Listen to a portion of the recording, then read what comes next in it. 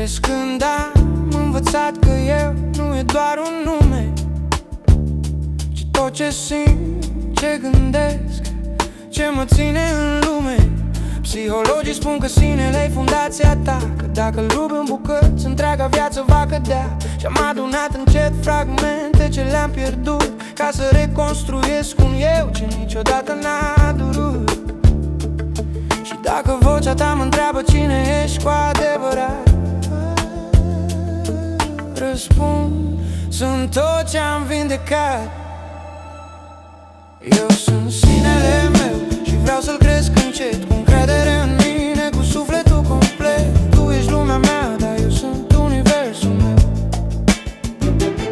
Stima de sine mă ridică mereu, viața mă pune la încercări și sunt greu de dus.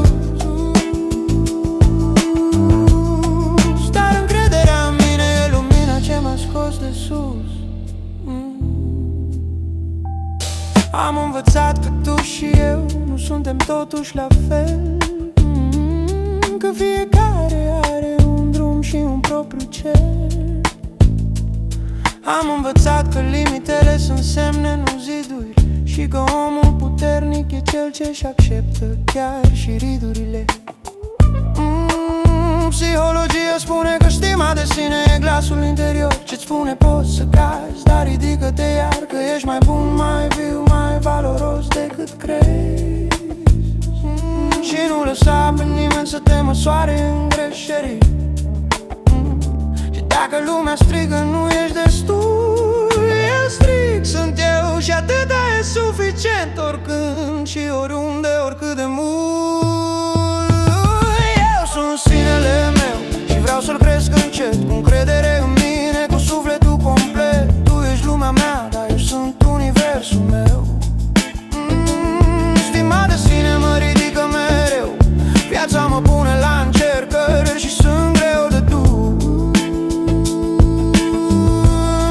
Dar încrederea în mine e lumina ce m-a scos de sus.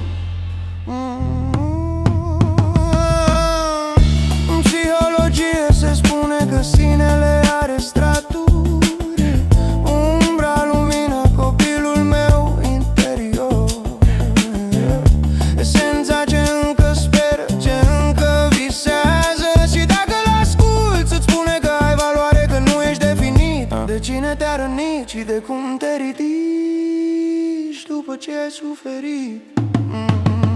Eu sunt sinele meu și nu mă mai ascund, îmi clădesc stima de sine pe un alt pământ. Încrederea în mine nu e doar cuvânt, e drumul ce mă ține drept și